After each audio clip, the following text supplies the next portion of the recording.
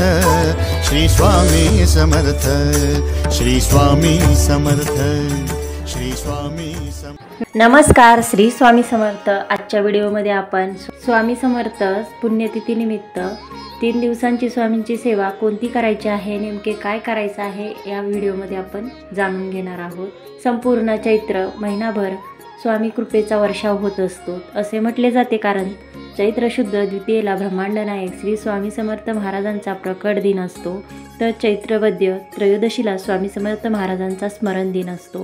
म्हणजे चैत्र वैद्य त्रयोदशीला श्री स्वामी समर्थ महाराजांनी आपल्या अवतार कार्याची सांगता केली।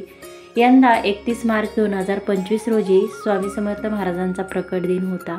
तसेच 26 एप्रिल 2025 रोजी स्वामी समर्थ महाराजांचा अवतार कार्य समाप्तीचा दिवस आहे। आज गुरुवार 24 एप्रिल 2025 पासून ते 26 एप्रिल 2025 या 3 दिवसांच्या कालावधीत स्वामी समर्थांची विशेष सेवा करता येऊ शकते। श्री दत्तात्रेयांचे तिसरे अवतार म्हणून अक्कलकोटचे श्री स्वामी समर्थ मानले जातात। स्वामी महाराजांनी आपल्या अवतार कार्यात अनेक लीला केल्या, अनेकांचा उद्धार केला, अनेकांना सन्मार्गाला लावले। दांभिकता, अंधश्रद्धा यांना थारा दिला नाही। अनेक उत्तमोत्तम दैवी शिष्यगण घडवले। आजही अनेकांना स्वामी समर्थ महाराजांच्या कृपेचा अद्भुत अनुभव येतो।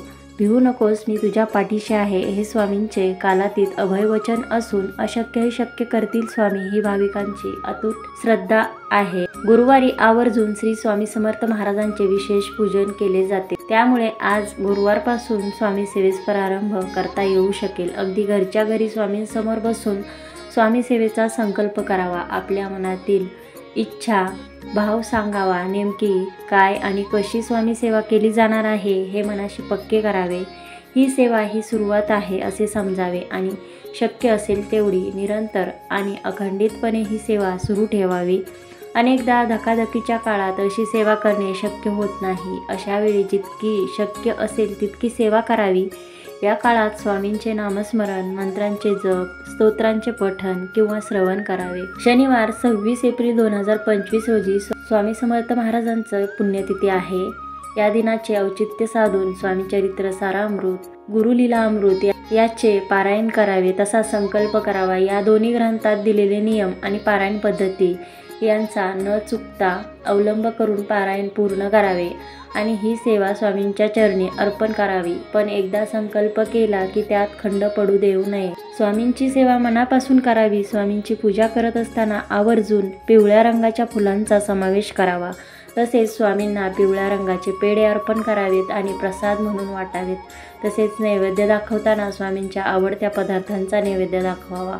स्वामी समर्थांच्या पुण्यतिथीनिमित्त शक्य असेल त्या गोष्टींचे दान करा। यामध्ये पिवळ्या रंगाच्या गोष्टीचा समावेश असल्यास सर्वोत्तम। शक्य असेल तर गुरुवारपासून ते स्वामी समर्थ पुण्यतिथी दिनापर्यंत सलग 3 दिवस या गोष्टी कराव्यात। 3 दिवस शक्य नसेल तर श्री स्वामी समर्थ महाराजांच्या पुण्यतिथीच्या दिवशी आवर्जून या गोष्टी कराव्यात। आपली मनोकामना भगवंत पूर्ण करेल या श्रद्धेने या गोष्टी कराव्यात। अल्पावधीत कोणतीही सेवा परिपूर्ण होत नसते, त्यासाठी सातत्य हवे। मनापासून सेवा करा, सेवेत खंड पडू देऊ नका। एकदा संकल्प केला की तो पूर्ण करण्यासाठी शक्य ते सगळे करा। शक्य असेल तर दर गुरुवारी स्वामींच्या मठात जा। जेव्हा शक्य असेल तेव्हा अक्कलकोटला जाऊन स्वामींचे दर्शन घ्या। तुम्ही आता करत असलेली स्वामी सेवा कायम ठेवा। स्वामी आपल्यावर कधी कृपा करतील हेही कोणी सांगू शकत नाही, परंतु जेव्हा कृपा होते, शुभ आशीर्वाद मिळतात, स्वामींचे अनुभव येतात, तेव्हा जीवन अगदी धन्य झाल्यासारखे वाटते। म्हणूनच स्वामींवर अपार श्रद्धा आणि दृढ विश्वास ठेवा। स्वामी नक्कीच शुभ करतील अशी अढळ श्रद्धा कायम ठेवा। तर गुरुवारपासून ते शनिवारपर्यंत आपल्याला 3 दिवसाचं पारायण करायचं आहे। 3 दिवसीय पारायणामध्ये आपल्याला रोज 7 अध्याय वाचायचे आहेत। म्हणजे गुरुवारी 1 ते 7 अध्याय वाचायचे आहेत, शुक्रवारी 8 ते 14 पर्यंत अध्याय वाचायचे आहेत आणि शनिवारी 15 ते 21 अध्यायापर्यंत वाचन करायचे आहे। तुम्ही हे 3 दिवसीय पारायण करू शकतात किंवा 1 दिवसीयही पारायण करू शकतात। तुम्ही स्वामी समर्थ पुण्यतिथीच्या दिवशी 1 दिवसीय पारायण केलं तरी चालते। ज्यांना शक्य नाही त्यांनी 1 दिवसीय पारायण केले तरी चालेल। तसेच या 3 दिवसांमध्ये स्वामी समर्थ महाराजांचा 11 माळी जप करावा। शक्य नसेल तर 3 माळी तरी जप करावा, तारक मंत्राचेही पठण करावे। तर ही माहिती आणि हा व्हिडिओ आवडला असेल तर लाईक, शेअर, सबस्क्राईब करायला विसरू नका आणि चॅनलवर जर नवीन असाल तर सबस्क्राईब करा। धन्यवाद। श्री स्वामी समर्थ।